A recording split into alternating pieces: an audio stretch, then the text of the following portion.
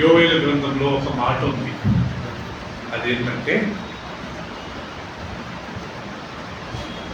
రాబోయే దినాలలో దేవుడు ఈ భూమి మీదకి కరువు పంపుతాడు. ఏం పంపుతాడంట? కరువు. ఏం కరువు అది?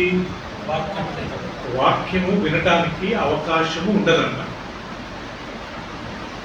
వింటుట కొద్ది భయం ఉంది కదా ప్రియులారా. వాక్యం వినడానికి అవకాశం ఉండదంట. మనుషులు ఈ సముద్రం నుంచి ఆ సముద్రంకు తిరుగుతారంట ప్రియులారా, కానీ ఆ వాక్యం వరకు దొరకదు. నీళ్లు దొరుకుతాయి, ఆహారం దొరుకుతుంది, కానీ ఏం దొరకదంట? వాక్యం దొరకదు. మనుషులు వాక్యము వాక్యము వాక్యం చెప్పండి, వాక్యం చెప్పండి అని పరుగులు ఎత్తుతా ఉంటారంట, కానీ పిల్లల ఎవరు కానీ వాక్యం చెప్పాలి. అందుకే దేవుని వాక్యం ఏంటంటే, వాక్యము మనకు అందుబాటులో ఉన్నప్పుడే మనం దాన్ని మంచిగా విని దాన్ని చొప్పున జరిగించినప్పుడు మనం ఎంతో ధన్యులుగా ఉంటామని దేవుని వాక్యం మనకు సెలవిస్తుంది. కాబట్టి పిల్లల దేవుని సన్నిధికి వచ్చిన మనము గుర్తుపెట్టుకుందాము, మనకు 2 వారంలో 2 కూట మీటింగ్స్ ఉంటాయి. అవి ఏమంటే ఆదివారం నాడు, గురువారం నాడు. ఆ సమయంలో వచ్చి మనందరము ప్రియులరా ఆ సమయం సద్వినియోగం చేసుకుంటే రేపు ఆ దేవుని వాక్యం అనే కరువు వచ్చినప్పుడు మనకు ఏ ప్రాబ్లం ఉండదు. ఎందుకంటే ఆల్రెడీ ఆ వాక్యం మనలో ఉంటుంది కాబట్టి. కొంతమంది ఎన్నోసార్లు బైబిల్ చదివారు, ఇప్పుడు అంతా మనుషులు అలా ఉండిపోతుంది. వాళ్ళు మళ్ళా బైబిల్ తీసి చెప్పాల్సిన అవసరం లేదు. చదివి చదివి చదివి చదివి వాళ్ళ మైండ్లో, వాళ్ళ హార్ట్లో అది ఉండిపోయింది. వాళ్ళని అడిగితే ఈ అధ్యాయంలో ఈ వాక్యం రాయబడ్డదని వాళ్ళు చెప్పేస్తారు. ఎందుకు? వాళ్ళు విని విని విని విని హృదయంలో దాన్ని పెట్టుకుంటారు. హల్లెలూయా. సో మనం కానీ ప్రియులారా వాక్యం మనకు అందుబాటులో ఉండగానే మనం దాన్ని మనం అంగీకరించుకుందాము, దాని ప్రకారం మనము జీవిస్తాము. సో ఈరోజు నా యొక్క అంశం ఏంటంటే ప్రియులారా, పోయినసారి మనం నేర్చుకున్నాము.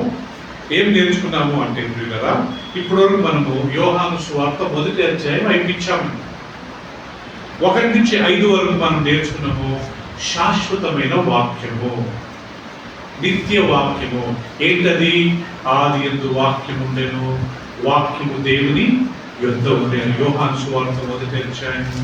ఆ వాక్యమే దేవుడై ఉండెను, ఆయన లేకుండా ఏది కలిగలేదు, కలిగినంతయు ఆయన మూలముగా కలిగేను కదా ప్రియులారా. అది నిత్య వాక్యం. రెండోది 1 నుంచి 6 నుంచి 13 వరకు యోహాను యొక్క సాక్ష్యము, నిజమైన వెలుగును గురించి మనం చదివాము. ఓకే, దేవుని యొద్ద నుంచి ఒక మనుషుడు వచ్చాను, అతని పేరు ఏం పేరు? ఇక్కడ మనం బైబిల్లో ఉన్న వాక్యం అండి, 3వ వచనం నుంచి అండ్ దేవుని యొద్ద నుంచి 6వ వచనం. దేవుని యొద్ద నుండి పంపబడిన ఒక మనుషుడు ఉండెను, అతని పేరు ఏం పేరంటమ్మా? సో చెప్పండి, యోహాను ఎవరి ద్వారా పంపబడ్డాడంట? దేవుని ద్వారా ఈ లోకానికి పంపబడ్డాడు. అందుకని ఆయన యేసుక్రీస్తు గురించి సాక్ష్యం ఇచ్చాడు. ఆ వెలుగు నేను కాదు, యేసుక్రీస్తే. నేను మీకు నీళ్ళలో బాప్తిసం ఇస్తున్నాను, నా వెనుక వచ్చేవాడు నాకంటే బలవంతుడు కాబట్టి ఆయన మీకు దేంట్లో బాప్తిసం ఇస్తాడు? అగ్నిలోనూ పరిశుద్ధాత్మలో మీకు బాప్తిసం ఇస్తాడు. అంటే ఆయన చెప్పులు విప్పడానికి నేను యోగ్యుడను కాను అంటాడు ప్రియులారా. దాని తర్వాత ప్రియులారా 14వ వచనం నుంచి 18వ వచనం వరకు ఆ వాక్యము శరీరధారి ఆయన అనే విషయాన్ని మనం నేర్చుకున్నాం కదా ప్రతాప్. ఆ వాక్యము శరీరధారి అయి కృపా సత్య సంపూర్ణుడుగా మన మధ్య నివసించేది. ఆ వాక్యము, ఆది యందు వాక్యం ఉన్న ఆ యేసుక్రీస్తు శరీరధారి అయి మన మధ్య నివసించాడు. ఎన్ని సంవత్సరాలు నివసించాడు? 33.5 సంవత్సరాలు నివసించి అనేకులకు మంచి మంచి మాటలు చెప్పాడు. ఈ బైబిల్లో యేసు ప్రభు చెప్పిన మాటలే. కొత్త నిబంధనలో ఎంత చక్కటి మాటలు ప్రియులారా. పాత నిబంధనలు యేసుక్రీస్తు సారాంశంగా దాన్ని అన్నింటినీ కట్టగట్టి కొన్ని సత్యాలు ఆయన మనకు నేర్పించాడు.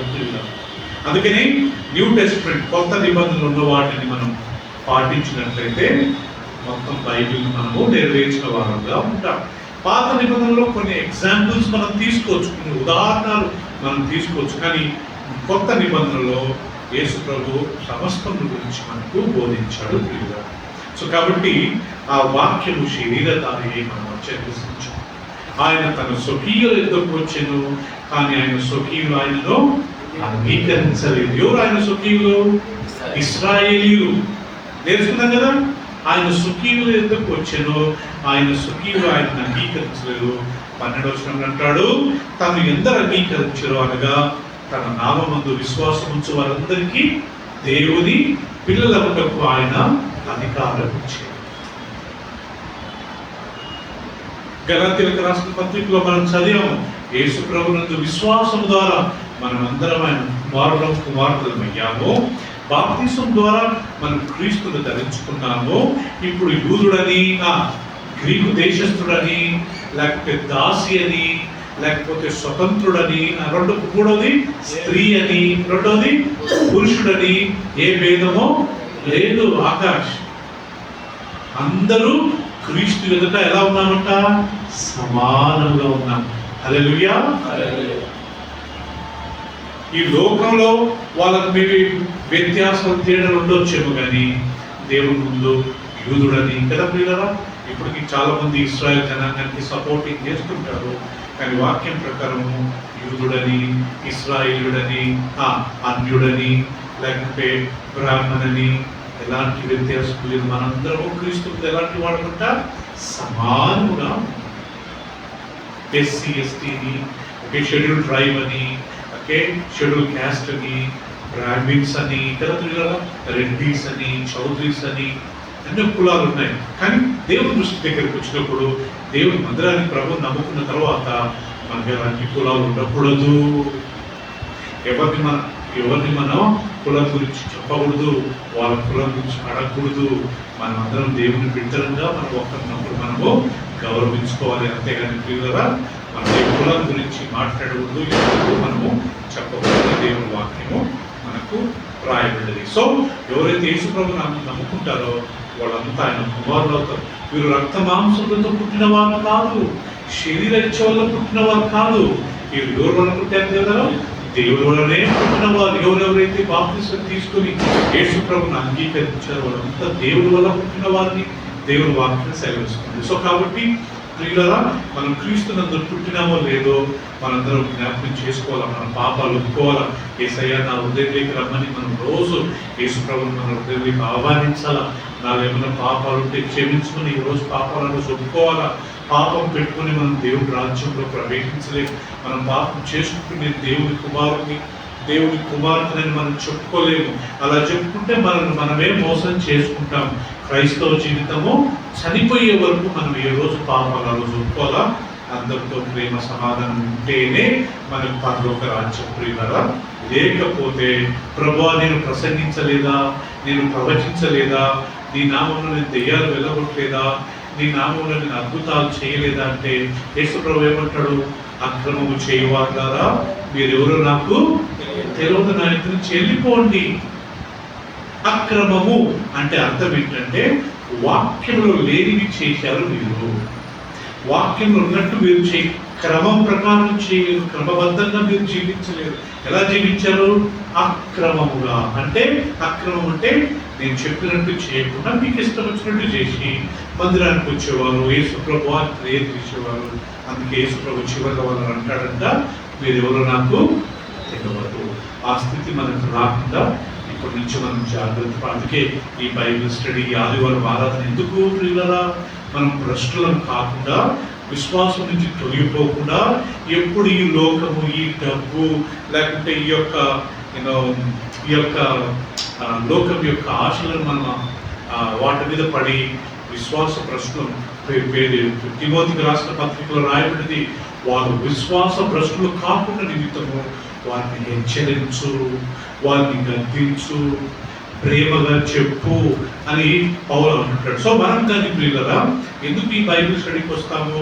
లేకపోతే ఇంట్లోనే కూర్చొని టీవీలు చూసుకుంటూ కదా ప్రియులరా, వాళ్ళతో వీళ్ళతో మాట్లాడుకుంటూ, దేవుని సన్నిధికి రాకుండా టీవీలు చూసుకుంటూ అక్కడిక్కడ మాట్లాడుకుంటూ చిన్నగా ఏమవుతుందంటే విశ్వాస ప్రశ్నలో వెళ్ళిపోతారు కదా. ఇప్పుడు మన ఫెలోషిప్లో ఎంతో మంది బైబిల్ స్టడీకి రాకుండా నిజంగా వాళ్ళు దేవుని వాక్యాన్ని చదువుకుంటున్నారా, దేవుని వాక్యాన్ని వింటున్నారా, లేకపోతే టీవీలు చూసుకుంటారా, లేకుంటే ఫోన్లలో మాట్లాడుకుంటున్నారా, వాళ్ళ ఆత్మకు వాళ్ళే జవాబుదారి. కాబట్టి పిల్లరా మనం అలా కాకుండా కనీసం మన గురువారం నాడు మీ గురించే కదా, మన గురించే కదా దేవుడి యొక్క దినాన్ని పెట్టాడు. సో కాబట్టి ఆ దినాన్ని మనము సద్వినియోగం చేసుకోవడానికి ప్రయత్నం చేద్దాం పిల్లరా. ఆయన స్వకీయులు ఎందుకు వచ్చాను, ఆయన స్వకీయులు ఆయనలో అంగీకరించలేదు. అప్పుడు యేసుప్రభు ఏం చేశాడు? అందరికి అవకాశం ఇచ్చాడు. తమను ఎందరు అంగీకరించారో వారందరికీ, అనగా తన నామమందు విశ్వాసం ఉంచు వారందరికీ దేవుని పిల్లలవుటకు దేవుడు అధికారం ఇచ్చాడు. ఓకే ప్రియులారా, యూదులు వద్దన్నందుకు ఆ రక్షణ దేవుడు ఎవరికి ఇచ్చాడు?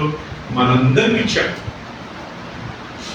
ఒకవేళ మనం కానీ యూదుల మాదిరి నిర్లక్ష్యం చేసి యేసుప్రభు వాక్యాన్ని, ఆయన సన్నిధిని నిర్లక్ష్యం చేసి పెద్దగా పట్టించుకుంటే ఏం జరుగుద్ది?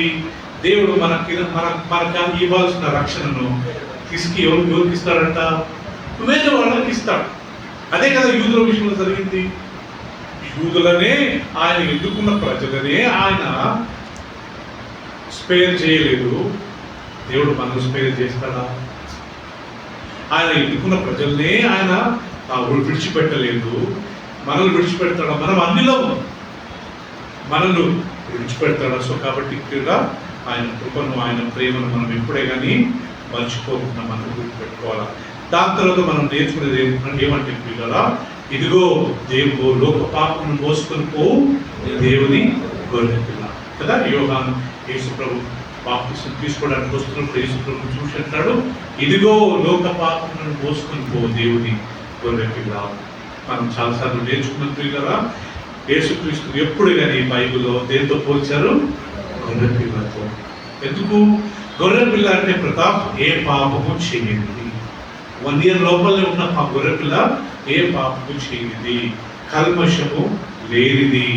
అదే గొర్రెలు అవి పెద్ద అయినప్పుడు అవి కల్మషము పాపం చేసినవి ఉంటాయి. కాబట్టి వాటిని ఎప్పుడే కానీ బలిగా దేవుడు అడగలేదు. కాబట్టి యేసుక్రీస్తు కానీ గొర్రె పిల్లతో పోల్చారు.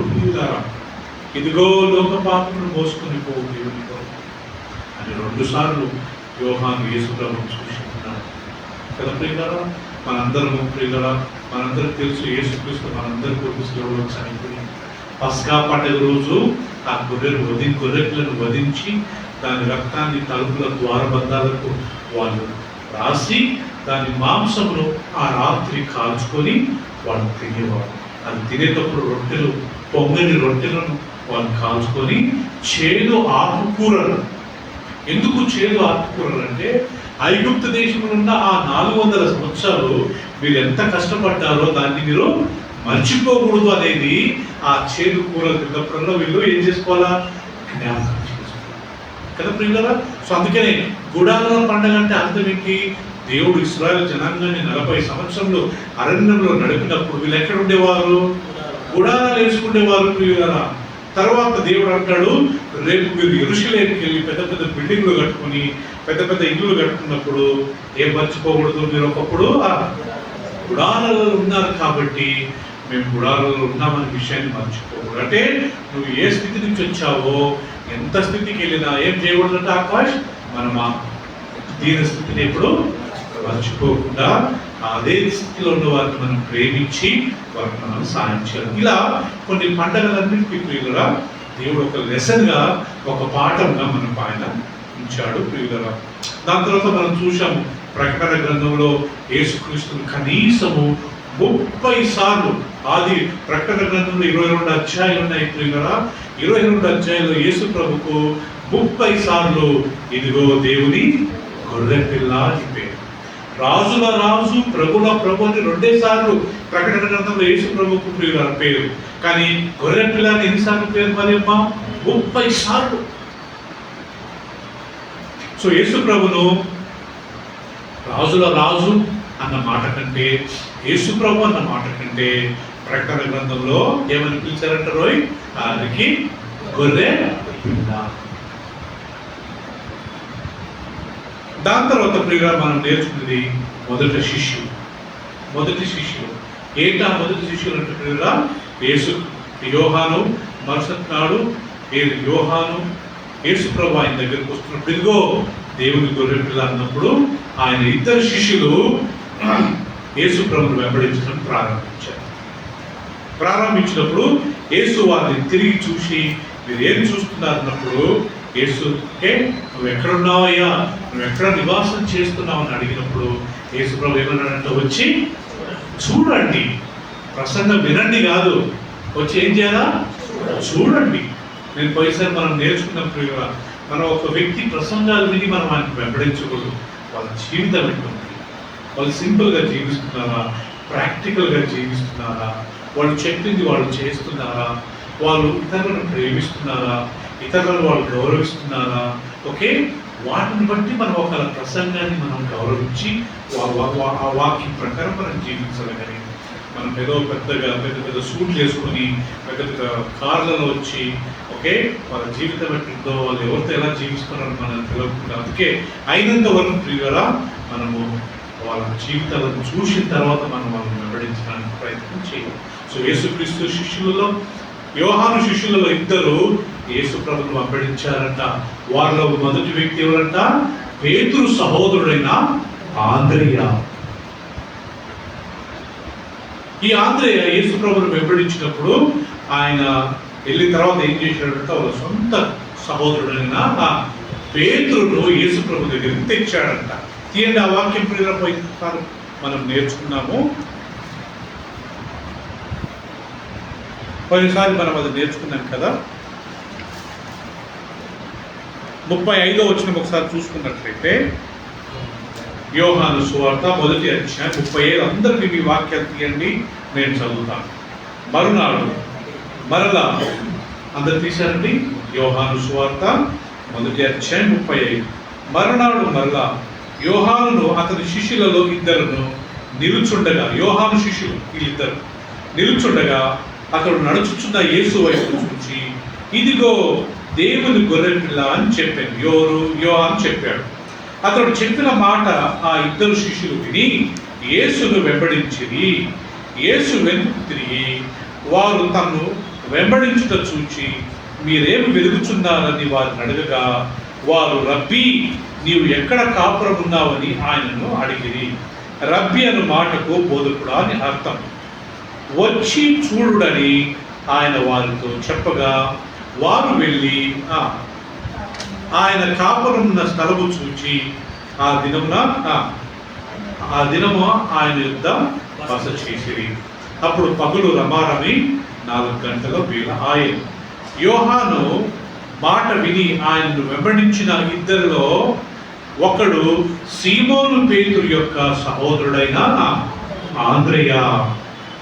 ఇతడు మొదట తన సహోదరుడైన సీమోనును చూచి, మేము మెస్సియాను కనుగొంటిమి అని అతనితో చెప్పి యేసు వద్దకు అతని తోడుకొని వచ్చెను.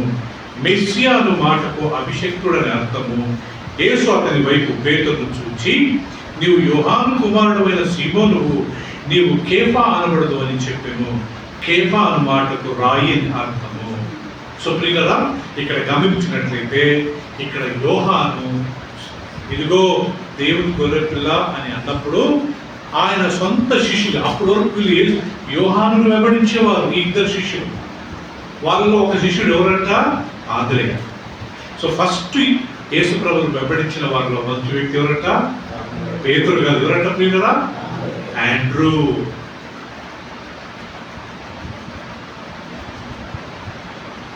ఈ ఆంద్రేయ ఏం చేశాడంట? యేసు ప్రభు ఉన్న స్థలానికి వెళ్ళి ఆ రాత్రి ఆంధ్ర బస చేసి మరుసటి రోజు వచ్చి వాళ్ళ సొంత సహోదరుడు పేతురును యేసు ప్రభు దగ్గర తెచ్చాడు. మేము మెస్సియాను కనుక్కున్నాం తమ్ముడు. ఆంద్రేయ పెద్దోడు, పేతురు చిన్నాడు. వీళ్ళిద్దరు సొంత తోడుకుంటున్నవారు. మేము మెస్సియాను కనుగొన్నామని చెప్పి పేతురును యేసుక్రీస్తు తెచ్చారు. పోయినసారి మనం ఏం నేర్చుకున్నాం ప్రియులరా? ప్రతాప్, మొదట మనం సత్యాన్ని కనుగొన్నప్పుడు, మనకు వాక్యం మంచిగా అనిపించినప్పుడు మన ఇంటి వారిని మనము దేవుని దగ్గరికి తోడుకొని రావాలి. మన ఇంటి వారిని మనము చూడకుండా ప్రియులరా ఇతరులకు మనం ప్రసంగం చేస్తే ఆశీర్వాదకరంగా ఉండదు. తెలుగులో ఒక సామెత ఉంది కదా, మొదట ఇంట గెలుపు, రెండవది రచ్చ గెలుపు. అంతేనా? ఇంట గెలుపు అంటే అర్థం ఏంటి? మొదట ఇంట్లో మంచి సాక్షిగా ఉంది. ఇంట్లో వారిని నువ్వు మార్చు, ఇంటి వారిని ప్రభువులోకి తీసుకొని రా, ఇంటి వారిని మందిరంలోకి తీసుకొని రా. ఇంటి వాడు మందిరంలోకి రాకుంటూ వాళ్ళకి చెప్పాలా, ప్రేమగా చెప్పాలా. వ్యర్థంగా ఎందుకునైనా అంత టైర్డ్ అయ్యావా, అంత బిజీయా కదా ప్రియులరా అని మనం చెప్పి ప్రేమతో వాళ్ళని దేవుని వాక్యం తీసుకురావాలి. ఇక్కడ పేతురు అందరూ ఏం చేశాడు ప్రియులరా? వాళ్ళ సొంత సహోదరుడైన పేతురుని యేసుప్రభు దగ్గరికి తెచ్చాడా లేదా? తెచ్చినందుకే కదా యేసుక్రీస్తు పేతురుని చూసి నువ్వు కేఫావు అనబడ్డ పేతురు అని చెప్పింది ప్రియులరా. తర్వాత ఆంధ్ర ఎక్కడ పోయాడు కానీ మెయిన్ సేవకుడు ఎవరయ్యాడు అక్కడ? పేతురు. అదే కదా ప్రియులరా. పెంతెకోస్తు రోజు అందరూ పరిశుద్ధాత్మను పొందిన తర్వాత లేచి వాక్యం చెప్పి దేవుడు ఆంధ్రైనా పేతురా? పేతురు. అయ్యా అందరు నిన్ను విడిచిపెట్టిపోయినా నేను నిన్ను విడువను, నీ కొరకు నేను ప్రారంభిస్తా అన్న దేవుడు ఆంధ్రైనా పేతురా? పేతురు. లాస్ట్కి యేసు ప్రభు కొరకు శిలువ వేయబడ్డది ఆంధ్రైనా పేతురా? ఆంధ్రైనా చంపారు, కానీ పేతురు చాలా ఇంపార్టెంట్. ఇక సో మన పిల్లలు, మన భార్య, మన భర్త, ఏమండి మన తల్లిదండ్రులను మనం ప్రోత్సహించాల. ఆదివారం నాడు, ఆ గురువారం నాడు దేవుని సన్నిధి మనం చెప్తే ఇంట్లో వినరు, మన వాక్యం చెప్తే వినరు. ఇలా బైబిల్ స్టడీకి తెస్తే, లేకపోతే ఆదివారం మందిరానికి తెచ్చినప్పుడు దేవుడు వాక్యం ద్వారా వాళ్ళతో మాట్లాడతాడు. మీరు నమ్ముతారు లేదో, నేను ఈరోజు కనీసము 4 గంటలకు కూర్చొని 6 గంటల వరకు నేను వాక్యాన్ని సిద్ధపడ్డాను. రెఫరెన్స్ చూసుకొని, ఆ ఎగ్జాంపుల్స్ ఈ ఎగ్జాంపుల్ చూసుకుని రెఫరెన్స్ అన్ని రాసుకొని 2 గంటల ఈ యొక్క ప్రయాసము వాళ్ళు వచ్చి విన్నప్పుడు దేవుడు దానికి ప్రతిఫలం ఇస్తాడు కదా ప్రియులరా. సో మనందరూ మన కుటుంబం నుండి వారిని ప్రోత్సహించాలి ప్రియులరా. అంత బిజీగా నేను చాలా మందిని చూశాను, బైబిల్ స్టడీకి ప్రార్థనకు రాలేదంటే వాళ్ళు చెప్పే మాట ఎగ్జామ్స్ ఉన్నాయి. చాలా మంది ప్రియులు ఆ ఎగ్జామ్స్ రాసుకున్న వాళ్ళు, ఆ ఎగ్జామ్స్ చదివిన వాళ్ళు ఈరోజు మంచి జీవితాన్ని వాళ్ళు జీవించట్లేదు. ఎందుకంటే దేవునికి వాళ్ళ సమయం లేదు. సో కాబట్టి మనం సాకులు చెప్పి దేవుని సన్నిధి మనం తప్పించుకుంటే అది మనకే నష్టం ప్రియులరా. మనము దేవుని వాక్యం ప్రకారం ఇక్కడ చూసినట్లయితే ఆంధ్రయ్య తన సొంత సహోదరుడైన పేతురును యేసు ప్రభు తెచ్చాడు. దీన్ని బట్టి ఏం అర్థం చేసుకుంటాము? ప్రతాప్ అంటే మన ఇంటి వారికి ఫస్ట్ మన వాక్యం చెప్పి దేవుడి సన్నిధికి నడిపించాలి, తీసుకొని రావాలి.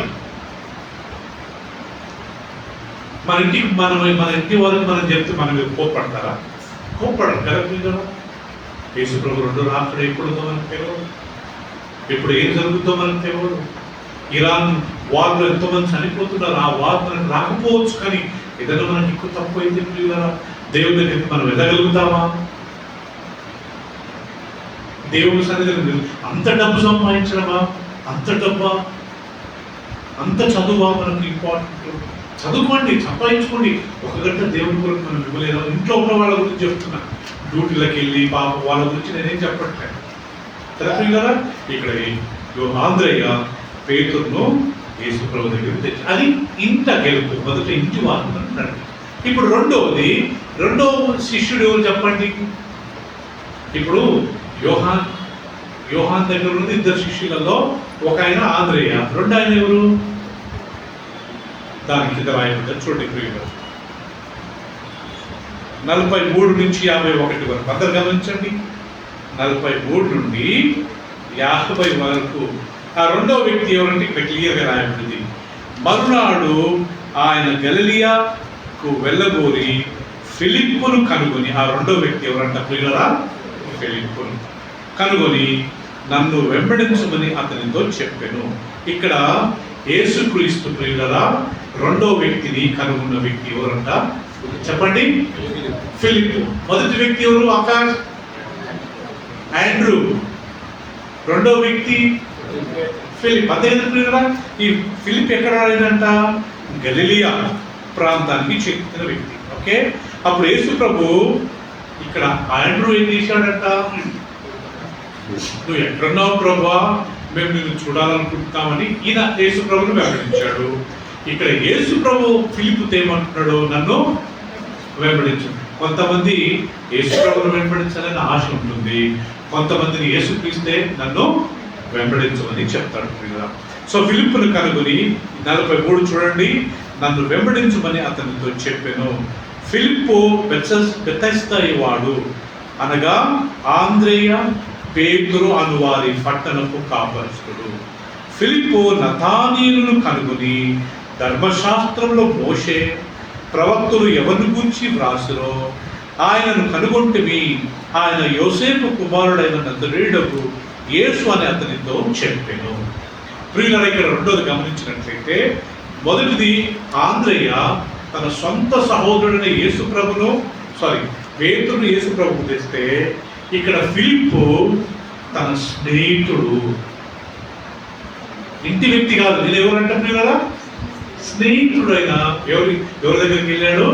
నతానీయేలు. చెప్పండి, నతానీయేలు దగ్గరికి వెళ్ళి, అయ్యా మేము ఆ మెస్సీయను కనుగొన్నాము. మోషే ఎవరి గురించి అయితే బైబిల్లో రాశాడో, మోషే ఎవరి గురించి అయితే ప్రవచించాడో ఒక ప్రవక్త నేను పంపుతానని, ఆ ప్రవక్తను మేము కనుగొన్నాము రా అని చెప్పినప్పుడు ఈ నతానీయేలు ఏమంటాడు తెలియదా? చూడండి, నతానీయేలు ఏమని చెప్తాడో. అందుకు నతానీయేలు 46వ వచనము, నజరేతులో నుండి మంచిది ఏదైనా రాగలదా అని అతన్ని అడగగా, వచ్చి చూడమని ఫిలిప్పుతో అతనితో అనేను. ఇది ఎక్కడి నుంచి నేర్చుకున్నాడైనా? వచ్చి చూడు కాదు, కరెక్ట్. ఎవరి దగ్గర నుంచి నేర్చుకున్నాడు? యేసు ప్రభు ఏమన్నాడు? ఆంద్రేయతో వచ్చి చూడు నేను ఎక్కడ ఉంటున్నాను. ఇక్కడ ఫిలిప్ అంటాడు, నతానీయేలు అంటాడు, ఆ యొక్క నాజరేతు నుంచి ఏమైనా మంచిగా రాగలుగుతా? అందుకు ఫిలిప్ ఏమంటాడు? వచ్చి చూడు, ఆ దేవుడి సన్నిధిని చూడు, అక్కడ ఆరాధన చూడు, అక్కడ వాక్యం చూడు. అదే కదా దాని అర్థం. ప్రియులారా, ఈరోజు మనం పోల్చుకుంటే మన మందిరానికి ఒక వ్యక్తిని తెచ్చినప్పుడు, మన స్నేహితులకు, మన బంధువులకు చెప్పినప్పుడు, వచ్చి చూడు, మా మందిరంలో చూడు, మా బైబిల్ స్టడీలో చూడు, వాక్యాన్ని ఒకసారి విను కదా. ప్రియులారా, మనందరికి ఎంతోమంది స్నేహితులు ఉన్నారు. ఆ స్నేహితులు మనం హోటళ్ళకి వెళ్తాం కదా ప్రియులారా, ఆ స్నేహితుల పెళ్ళిళ్ళకి వెళ్తాం, ఆ స్నేహితులతో మనం బర్త్డేస్కి వెళ్తుంటాము, ఆ స్నేహితులతో మనం లేనికొని అల్లరి ఆటపాటలతో మనం పాల్గొంటాము. ఆ స్నేహితులను మనం బైబిల్ స్టడీకి లేకుంటే ఆదివారం ఎప్పుడన్నా ఆరాధనకు మనం నడిపించామా? ఈ కనీసం ఇన్వైట్ చేశామా? కదా ప్రియులారా, వాళ్ళు ఏమైనా ఫంక్షన్ పెట్టినప్పుడు వెళ్తాము, వాళ్ళ బర్త్డేస్కి వెళ్తాము, డిన్నర్కి వెళ్తాం, లంచ్కి వెళ్తాము కదా ప్రియులారా. కానీ వాళ్ళని మనం దేవుని దగ్గరికి తెచ్చామా? ఇక్కడ ఫిలిప్పు తన స్నేహితుడైన ఎవరిని నతానీయేలును యేసు ప్రభు దగ్గరికి తెచ్చాడు. యేసుక్రీస్తు ఎంత గొప్పవాడంటే ప్రియులారా, పేతురును చూసిన వెంటనే ఒక్క మాటతో ఆయన ఆకర్షించుకున్నాడు. ఏమని? పేతురు, నీవు కేఫా అనబడ్డవాడు అని. తర్వాత ప్రియులారా, ఇక్కడ నతానీయేలు ఏమంటున్నాడు చూడండి.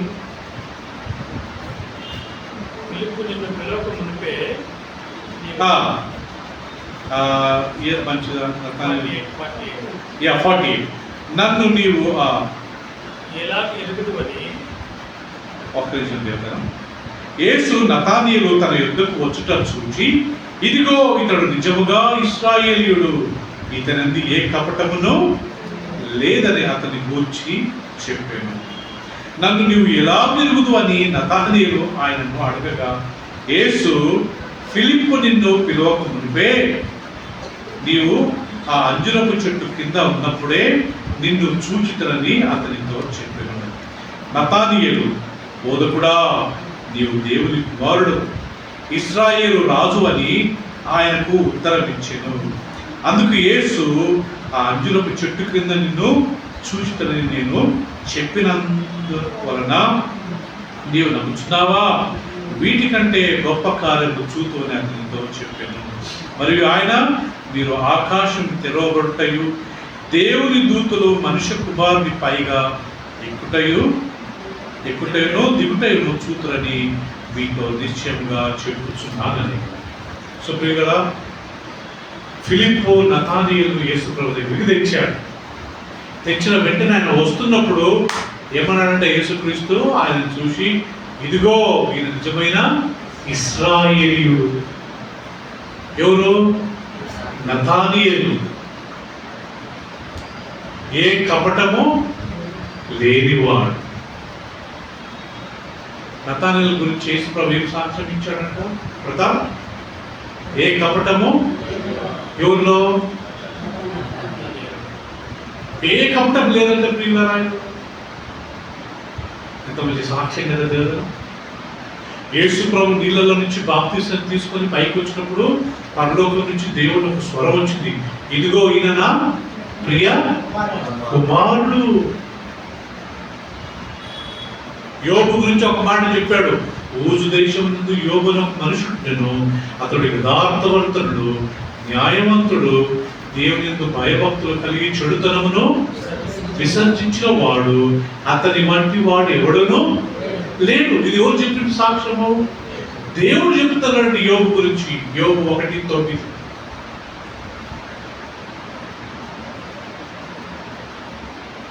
నతానీయుల గురించి యేసు ప్రభు చెప్తున్నాడు, ఇదిగో ఇశ్రాయేలుడు, నిజమైన ఇశ్రాయేలుడు, ఏ కపటమో లేనివాడు. ఎందుకు ఆ మాట అన్నాడు ప్రియులారంటే, మన జీవితంలో, మన అందరి జీవితంలో ఒక రకమైన ద్వేషం, ఒక రకమైన కపటం ఉంటుంది. కపటం అంటే అర్థం ఏంటి? నటించడం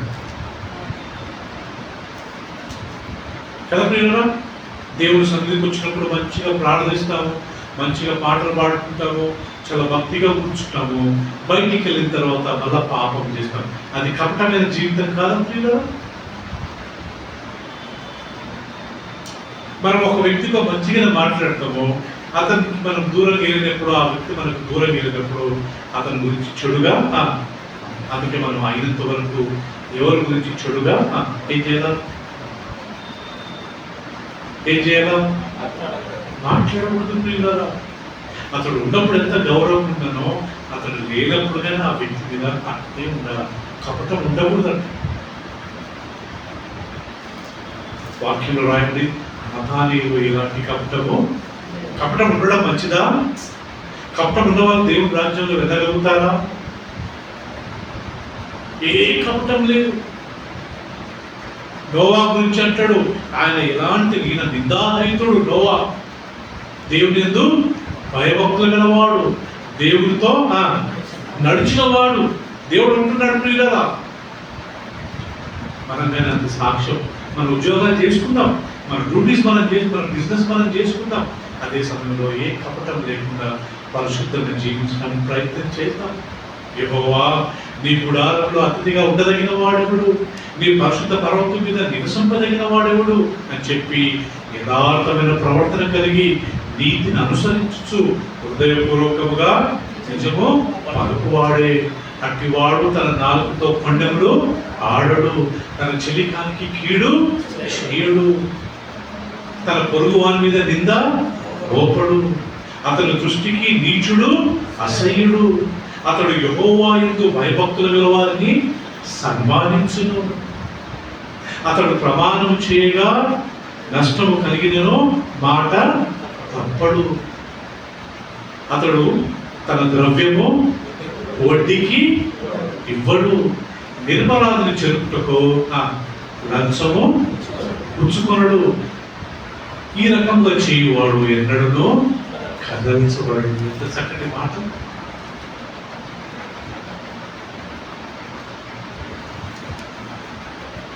ఎంత చక్కటి మాట కదా. మనం కపటం ఉండకూడదంట, యథార్థం ఉండాలంట, నిజమే పలకాలంట.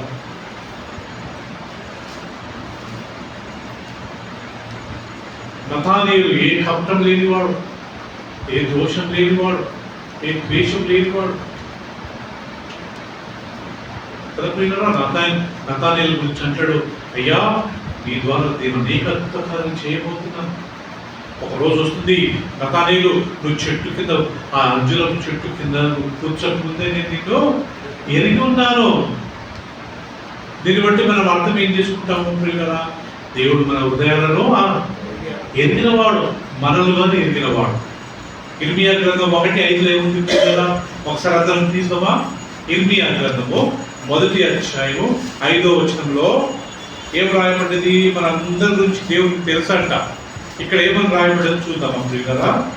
ఇర్మియా గ్రంథం నేను చదువుతాను, అందరం మీకు ఈ వాక్యాలు తీసుకోండి.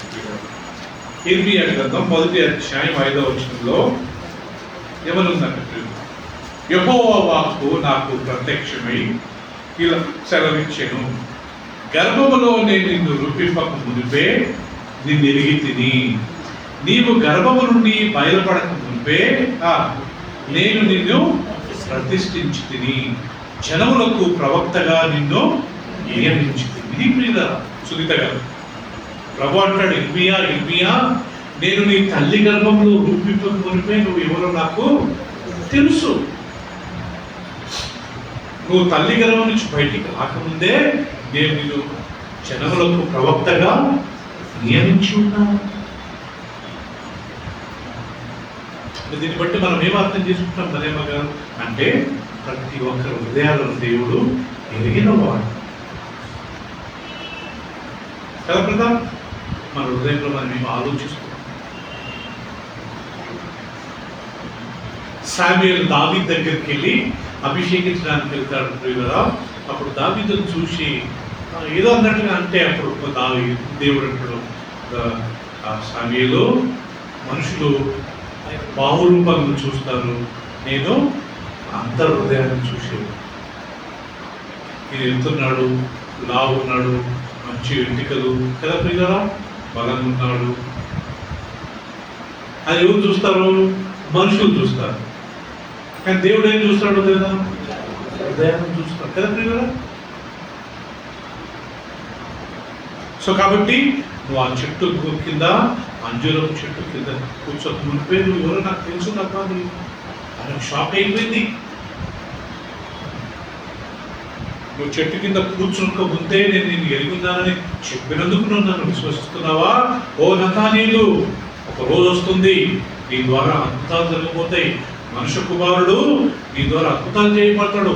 భూమి నుంచి పరలోకానికి నిచ్చెన ఇవ్వబడటం చూస్తావు. అక్కడ దేవదూతలు ఎక్కుట దిగుట చూస్తావు. యాకోబుకు ఒక దర్శనం వచ్చింది కదా ప్రియులారా. ఏమైనా ఆ దర్శనము? పరలోకం నుండి భూలోకం వరకు ఒక నిచ్చెన వేయబడ్డదంట. నిచ్చెన వేయబడి దేవదూతలు ఎక్కుతూ దిగుతున్నారంట ప్రియులారా. దీన్ని బట్టి ఏం అర్థం చేసుకుంటామంటే, ఎవరెవరు స్నేహితులు ఉన్నారో ఇన్వైట్ చేయండి ప్రియులారా. అందరూ ఇన్వైట్ చేస్తాం. ఒక ఆత్మ మన ద్వారా ఒక ఆత్మ దేవుడి దగ్గరికి వస్తే మనకు ఆశీర్వాదం. దేవుడి సంఘం అభివృద్ధి పడాలి కదా ప్రియులారా. రేపు ఒక నేను చనిపోయినా ఈ సంఘంలో పాస్టర్ గారు ఉంటారు కదా. ఇక్కడ ఎవరు శాశ్వతము? సంఘమా పాస్టర్ గారా? సంఘం. Very good. మనం ఆత్మలను గెలిచేది సంఘం కొరక, పాస్టర్ గురించా? సంఘం గురించి కదా ప్రియులారా. మనం ఒక వ్యక్తిని ప్రభువులోకి తీసుకొని రావాలి. మందిరాన్ని తీసుకొచ్చినప్పుడు ఇక్కడ మందిరం నుండి ఆ వాతావరణము, అక్కడ మనం పాటలు. నేను ఒకసారి చెప్పాను ప్రియులారా, నేను ఒక రోజు ఒక యవనస్తుడు నన్ను యూత్ మీటింగ్కు పిలిచాడు. నాకు అప్పుడు 16-17 సంవత్సరం, 10th చదువుతున్నాను. పేరు సైమన్. నాకు ప్రతి శుక్రవారము యూత్ మీటింగ్ ఉంటుంది. ఈవినింగ్ 4 o'clock నుంచి 6-7 వరకు ఉంటుంది. రమ్మన్నాడు. నేను 1987వ సంవత్సరంలో చెప్తున్నాను. వస్తానని 2 వారాలు వెళ్ళే ప్రతాం 3వ వారం మళ్ళా వచ్చాడు. ఎందుకు నన్ను మోసం చేస్తున్నాను? నేను ఆయన మోసం చేయడం ఏంటి? నా మనసులో నేను మోసం చేయడం ఏంటి? సరే రమ్మన్నాడు కదా పోయాను. నమ్ముతారలో అక్కడికి వెళ్తుందనే మదేమ గారు అందరూ ఇక్కడ కూర్చున్నారు. వాక్యాలు ఉన్నాయి మంచిగా. దేవుడు ఆత్మక ఆయన ఆరాధించువారు ఆత్మతో సత్యమైన పెద్ద వాక్యం ఉంది. అక్కడంతా డ్రమ్స్ కొట్టి పాటలు పాడతారు, చప్పట్లు కొట్టు. సంతోషం పొంగింది, సంతోషం. ఆ పాట పాడుతున్నారు. ఆ పాట పాడుతుందనే ఆకాష్ నాకు అక్కడ కూర్చొని ఎంత అదైపోయిందంటే, ఒక రకమైన ఆశ్చర్యం. మా దేవుని సన్నిధిలో ఇంత సంతోషం ఉంటుందా, ఇంత ఆనందం ఉంటుందా అని ఒక రకమైన పులకరింపు, ఒక రకమైన ఆనందం. అప్పుడు నేను తీర్మానం తీసుకుని ఏడ్చాను. ప్రభువా, ఇన్ని సంవత్సరాలకు ఎంత మూర్ఖంగా నీ సన్నిధిని నేను విడిచిపెట్టి ఈ లోకం ప్రకారం, ఈ లోక ఆశలను బట్టి నేను తిరిగాను. నీ సన్నిధిలో ఇంత సంతోషం ఉంటుందా ప్రభువా. ఆ రోజు నేను తీర్మానం తీసుకున్న పాపాలు ఒప్పుకొని, అండ్ ఆ రోజు నుంచి నేను మందిరానికి వెళ్ళడం ప్రారంభించాను. బాప్తిసం తీసుకున్నాను, తర్వాత సేవకు వచ్చాను. సో మనం ఎవరైనా పిలిచినప్పుడు వాళ్ళు వస్తే ఆ పాటలు విని, ఆ వాక్యం విని, మన జీవితాలను చూసి వాళ్ళు మారుసు. ఆంద్రయ సొంత సహోదరు ఇంటి వారిని ప్రభువులోకి తెచ్చాడు. ఇక్కడ ఫిలిప్పు బయటి వారిని ప్రభువులోకి తెచ్చాడు కదా మీరు. సో మనం ఏం చేయాలో పదే పదాలు మనం ఇంటి వాళ్ళని తేవాలా, రెండో మన స్నేహితులను, మన బంధువులను వాళ్ళకి అని చెప్పి వాళ్ళని మనము తీసుకురావాలి. ఇప్పుడు నేను ప్రతి గురువారం అందరికీ బైబిల్ స్టడీ మెసేజ్ పంపుతాను కదా మీరు. నేను ఎవరు పేరు లేకుండా డైరెక్ట్గా జనరల్గా అందరికీ పంపుతాను. మీరేం చేయాలంటే టైంలో మీకున్న స్నేహితులను అదే బైబిల్ స్టడీ అని మీరు షేర్ చేయవచ్చు. మీ స్నేహితులు మాకు ఈరోజు బైబిల్ స్టడీ ఉంటుంది, నేను షేర్ చేయవచ్చు. చేద్దాం, ప్రతి వారం చేద్దాం, జ్ఞాపకం చేద్దాం. రోజు ఒకరోజు కాకుండా ఒకరోజు వాడు ప్రభువులోకి రావచ్చు కదా ప్రియ కదా. హల్లెలూయా. సో ఇక్కడ మొదట మనం మన ఇంటి వారిని ప్రభువులోకి పోయిస్తారు. మనం నేర్చుకున్నాం. ఎవరు? కొర్నేలి ఏం చేసేవాడంట? తన ఇంటి వారందరితో రోజు ప్రార్థన చేస్తూ బీదలకు సహాయం చేసేవాడు. ఒకరోజు దేవుడితో వచ్చి, అయ్యా నీ ప్రార్థనలు, నీ దాన ధర్మాలు దేవుని సన్నిధికి జ్ఞాపకార్థంగా చేరాయి. చూసారా, కుటుంబంలో మనం ప్రార్థించినప్పుడు, వాళ్ళని ప్రభువులోకి తెచ్చినప్పుడు దేవుడు అలాంటి ప్రార్థనలు ఇస్తాడు. రెండోది, మనం ప్రియులరా మన స్నేహితులను, బంధువులను తీసుకురావాలి.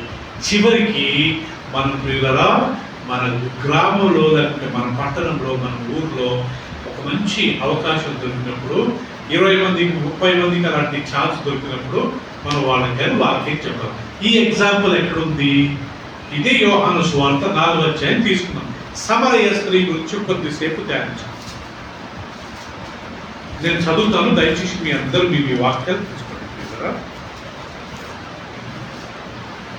యేసుక్రీస్తు ఒక సమరయ స్త్రీతో మాట్లాడుతూ, నాకు కొన్ని నీళ్ళు అమ్మా అని చెప్తే, చివరికి యేసుక్రీస్తుకు ఆమె మాట్లాడుతూ కదా వారి మధ్య ఒక సంభాషణ జరిగిందంట. జరిగినప్పుడు ఆమె యేసుక్రీస్తు మెస్సియాని కనుగొని చివరికి ఆయనను అంగీకరించిన తర్వాత 4వ అధ్యాయం 28వ వచనం ఒకసారి చూడండి. 4వ అధ్యాయంలో 28వ వచనంలో ఏముందంటే ప్రియులారా, నేను చదువుతాను, అందరూ గమనించారు. ఆ స్త్రీ తన కుండ విడిచిపెట్టి ఊరిలోకి వెళ్ళి, మీరు వచ్చి నేను చేసినవన్నీ నాతో చెప్పిన మనుషుని చూడడని ఈయన క్రీస్తు కాడా అని ఆ ఊరి వారితో చెప్పగా, వారు ఊరిలో నుండి బయలుదేరి ఆయన ఎందుకు వచ్చుచుండేది. అందులో చేద్దాం. హల్లెలూయా. ఇప్పుడు ప్రియులారా, ఈ స్త్రీ మనందరికీ తెలుసు, బైబిల్లో దేవుని వాక్యంలో దేవుడు ఎవరిని ఎన్నుకున్నాడంట? ఎవరితో ఎక్కువసేపు మాట్లాడాడంట? సమరయ స్త్రీ. ఈమె ఎలాంటిదంట? 5 భర్తలను కలిగిన వ్యక్తి. రాహాబు ఎవరు? గోడ మీద ఇల్లు కట్టుకున్నామా? ఆమె వేశ్య. ఆయనని ఆమె ద్వారా దేవుడు అద్భుతాలు జరగలేదంటే దేవుడు. ఈమె ఎవరు? ఈమె వేశ్య. 5 మంది భర్తలు అంటే ఏం ప్రియులారా అర్థం? బైబిల్లో ఇంకొక వ్యక్తి ఉంది. ఆమె ఎవరంటే యూదా కోడలు. నాకు ఆమె పేరు గుర్తురా. తామారు ఏం చేసిందంట? యూదా కుమారుని పెళ్లి చేసుకున్నది. ఆయన చనిపోయాడు. మళ్ళా వాళ్ళ తమ్ముని పెళ్లి చేసుకునేది, మళ్ళీ ఇంకొక తమ్ముని పెళ్లి చేసుకుంది. అట్లా 4గురిని పెళ్లి చేసుకుంటే 4 పిల్లలు చంపేశాడంట దేవుడు. మరి ఏదో పాపం చేసుకుంది. చివరికి నాకు పిల్లలు లేరని చెప్పి ఈమె ముసుగేసుకుని తమ సొంత మామ అయిన ఆ ఎవరితో, యూదాతో పాపం చేసింది. అయినా కానీ ఆమె గురించి బైబిల్ ఏం రాయబడుతుంది కదా, ఆమెను యేసుక్రీస్తు యొక్క సంతానంలో ఆమె పేరు పెట్టాడు. సో ఈ స్త్రీ యేసుక్రీస్తుతో మాట్లాడుతూ ఈయనే దేవుడు, ఈయనే రక్షకుడు అని తెలుసుకుని ఆమె తెచ్చిన కుండ ఏం చేసిందంట 28 వచ్చిన బలం చూద్దామా ప్రియులారా. ఆ స్త్రీ తన కుండ విడిచిపెట్టి ఊరులేనికి వెళ్ళి, మీరు వచ్చి నేను చేసినవన్నీ నాతో చెప్పిన మనుషుని చూడండి, ఈయనే క్రీస్తు కాడా అని ఆ ఊరి వారితో చెప్పగా, వారు ఊరిలో నుండి బయలుదేరి ఆయన యుద్ధకు వచ్చుచుండిరి అనే మాటను మనం గమనించుకుంటాం. అంతేనా ప్రియులరా? దాని కింద రాయబడ్డది 30వ వచనం చూడండి ప్రియులరా.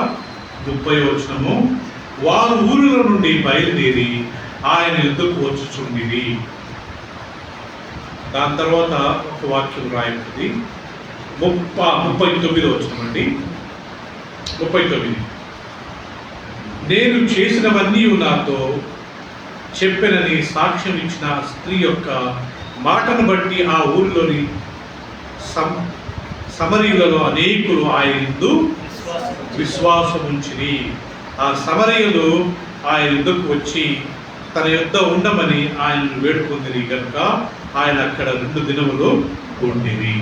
ఇప్పుడు చెప్పండి ప్రియులారా, ఈ స్త్రీ వెళ్ళి వాళ్ళకు నేను యేసు ప్రభుని కనుగొన్నాను, మీరు వచ్చి చూడండి అన్నప్పుడు అందరూ ఏం చేశారంటే దేవతలందరూ వచ్చి యేసు ప్రభు ఆమె చెప్పిన మాట వినడమే కాకుండా తర్వాత యేసు ప్రభు చెప్పిన మాటలు కానీ విని ఊరందరూ ఏం చేశారంటే యేసు ప్రభు నందు విశ్వాసం. సో మొదటి ఇన్సిడెంట్ ఇంటి వారిని ప్రభువులోకి తెస్తే, రెండవ ఇన్సిడెంట్ స్నేహితులను ప్రభువులోకి తెచ్చారు. ఇక్కడ 3వ ఇన్సిడెంట్ ఈ స్త్రీ ఎవరు తెచ్చింది? ఊరందరినీ, గ్రామస్తులందరూ. ఇప్పుడు ఒకరు కాదు, ఇద్దరు కాదు, ఎంతమంది? ఊరు మొత్తమే. మనకు అవకాశం చాలా తక్కువ కదా. ఒకవేళ అలాంటి ఛాన్స్ దొరికినప్పుడు ఎక్కడైనా బర్త్డేస్లో ఒక్కోసారి చాలా మంది అన్యులు ఉంటారు. బర్త్డేస్లో ఛాన్స్ దొరికినప్పుడు చెప్పాలంట. ఇక్కడ మనం అప్పుడప్పుడు ప్రతి ఫ్యూచర్లో ఆదివారం సాక్ష్యం సమయం ఇస్తాం. ఓకే, సో వచ్చి సమయం సాక్ష్యం చెప్పాలి, దేవుడు నాకు అద్భుతం జరిగించాడు, లేకపోతే నేను అనురాలుగా ఉండేవాడిని, దేవుడు నా ఆత్మీయులను తెరిచాడు చెప్పినప్పుడు అందరూ ఎఫెక్ట్ అవుతారు కదా. ఎవరో నీ సాక్ష్యం చెప్పాలి, అందరు ఎంతోమంది అన్యులు ఉంటారు. మొన్న ఒక బర్త్డే అయింది, 60వ బర్త్డే. వీళ్ళ కనీసం 100 మంది వచ్చారు, అంతా అన్యులే. సిస్టర్ సునీత గారు మంచి అవకాశం నాకు దేవుడు మంచి సువార్త ప్రకటించారు. తర్వాత ఆమె సిస్టర్ గారు ఫోన్ చేసి మాట్లాడుతూ 100 మంది ప్రభు గురించి విన్నారు. ఇక ఆ విత్తనం ఎప్పుడు పరిస్థితిలో మనకు తెలియదు, కానీ ఆ విత్తనాన్ని దేవుడు విత్తాడు కదా ప్రియులు. అలాంటి అవకాశం దొరికినప్పుడు అందరి ముందు పాటలు పాడడమే కావచ్చు, లేదా వాక్యం చెప్పడమే, సాక్ష్యం చెప్పడమే కావచ్చు, మనకు అవకాశం దొరికినప్పుడు ఆ అవకాశాన్ని మనము పోగొట్టుకుంటాం. హల్లెలూయా. ఈ రోజుకి మొదటి అధ్యాయం అయిపోయింది. వచ్చే వారము ఎన్ని అధ్యాయము? 2వ అధ్యాయము. యేసుక్రీస్తు నీళ్లను ద్రాక్షరసంగా మార్చిన ఆ 2వ అధ్యాయంలో మనం ప్రవేశిస్తాం. ఆమె ప్రార్థన చేసుకుందాం ప్రియులారా. తండ్రి అయిన దేవా, పరిశుద్ధుడైన మా ప్రభువా, థ్యాంక్ యూ నాయన, తిరిగి మా అందరికీ మంచి అవకాశం ఇచ్చారు. ఈ బైబిల్ స్టడీలో మా అందరికీ నాయన ఈ కృపను అనుగ్రహించి నీ సన్నిధికి వచ్చి ప్రభువా ఈ వాక్యాన్ని వినే కృపను మాకు ఇచ్చుకున్నాం. యేసుక్రీస్తు యొక్క శిష్యుల గురించి మేము ఈరోజు నేర్చుకున్నాం. ఆత్మలు గెలవడం ఎలా?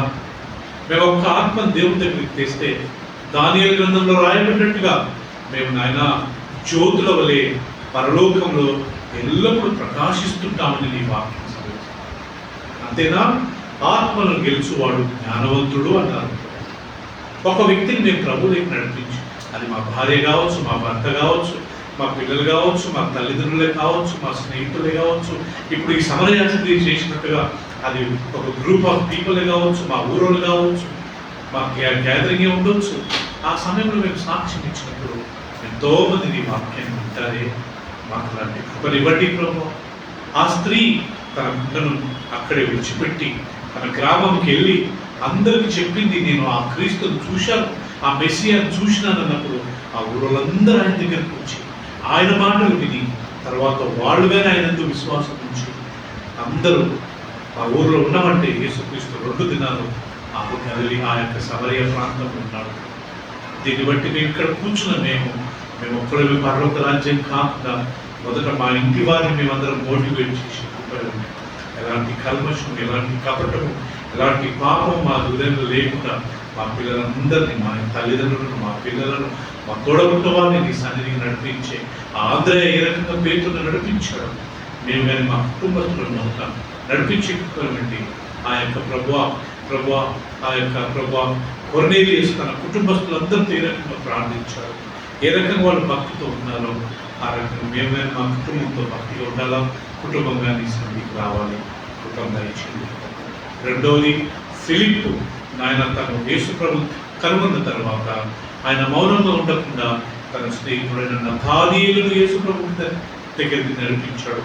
తర్వాత నతానీయులు కానీ ఆయన శిష్యుడుగా అంతేకాకుండా ప్రభు సమరయ స్త్రీ యేసు ప్రభుతో సంభాషించి ప్రభు చివరికి ఈయననే రాబోయే మెస్సియా అని కనుగొని ఊరుకోలేదు ప్రభు. తన కొండను అక్కడనే విడిచిపెట్టి తన గ్రామంలోకి వెళ్ళి ఆ ఊర్లో ఉన్న వాళ్ళందరికీ నేను యేసు ప్రభు గురించి ఆ మెస్సియాని నేను చూశాను, ఆయన మాటలు విన్నాను, రండి అని చెప్పినట్టు గ్రామస్తులు అందరూ వచ్చి ఆయన మాటలు విని అందరూ ఆయన విశ్వసించారు.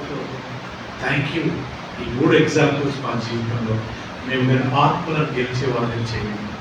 మేము నాయన నీ సన్నిధి కొరకు నేను చేయండి, మీ కొరకు చేసుకున్న ఒక ఆత్మను మేము నాయన నీ లేఖ నడిపించినప్పుడు ఆ వ్యక్తి దేవుడు నీ రాజ్యంలో చేరుతాడు ప్రభు. సంఘ కాపరి ఉన్నా లేకున్నా ఎవరు వచ్చినా కానీ నీ సంఘంలో ప్రభు వాళ్ళు ఉంటారు, వాళ్ళు నీలో బలపడతారు. సాయం చేయి. ఇదిగో వచ్చిన ఇద్దరందరూ ఒకసారి జ్ఞాపకం చేసుకుంటారు. నన్ను ఎంతో చక్కగా నీ సన్నిధికి వాళ్ళు వచ్చారు. ప్రతి ఒక్కరిని దీవించారు. మరి ముఖ్యంగా వచ్చిన ప్రతి ఒక్కరిని మీరు పేరు దీవించి ఆశీర్వదించండి. ఎవరెవరైతే రాలేకపోయారో వారిని కానీ జ్ఞాపకం చేసుకుంటున్నాం తండ్రి. వారిని కానీ నీ సన్నిధిని నడిపించండి. ప్రతి గురువారం, ప్రతి ఆదివారం ఎవరు నిర్లక్ష్యం చేయకుండా నీ సన్నిధిలో భయభక్తులతో నీ సన్నిధి అంటే ఆసక్తి కలిగి సమయానికి వచ్చి నిన్ను ప్రేమించే కృపను మా అందరికీ, మా సంఘస్థులందరికీ దయచేయండి ప్రభు. డబ్బు సంపాదించడం ఒక్కటే కాదు నాయన, ఈ లోకంలో నాయన ఇల్లు కొనడం ఒక్కటే కాదు, చదువు ఒక్కటే కాదు నాయన, నీ సన్నిధి మాకు ముఖ్యమైన విషయం. చిత్తమైతే మాకు ఒక మంచి స్థలాన్ని మాకు దయచేయండి ప్రభు. ప్రతి ఒక్కరు భారంగా మేము ప్రార్థిస్తున్నాం తండ్రి. మా అందరి కొరకు మేము నాయన కూడి మేము ఆరాధించే ఒక కృపను మాకు దయచేయమని, ఒక స్థలాన్ని ఇవ్వమని మేము జరుగుతున్నాం. మరి ముఖ్యంగా ఇరాన్, అమెరికా వార్ నాయన యుద్ధం గురించి ప్రార్థిస్తున్నాం తండ్రి. మీ కృప మీ చిత్తమైతే యుద్ధం ఆగి నాయన ఇన్నోసెంట్ అమాయకులందరూ ప్రభు ఎలాంటి అపాయం జరగకుండా వాళ్ళందరినీ మీరు కాపాడుతున్నాం. నీకే వందనాలు తెలుసుకుని రేపు జరగబోయే ఆరాధనలో మేమందరం కలిసి ఈ వాక్యాన్ని ధ్యానించుకుంటున్నాం, స్తుతించి వేడుకుంటున్నాం మా తండ్రి. ఆమేన్, ఆమేన్, ఆమేన్. అందరం చేద్దాం ఆమేన్, ఆమేన్. చివరికి మన తండ్రి అయిన దేవుని ప్రేమ, తన కుమారుడు మన రక్షకుడైన యేసుక్రీస్తు కృప, పరిశుద్ధాత్మిక సహవాసం ఇక్కడ చేరిన మనందరినీ ఆయన ప్రేమించు వారికి ఇప్పుడు నువ్వు సదాకాలం తోడెండు కాక. ఆమేన్, ఆమేన్. హల్లెలూయా. అందరికీ ప్రైజ్ లార్డ్ అండి. రేపు మనకు ప్రియులారా 10:30కు ఆరాధన.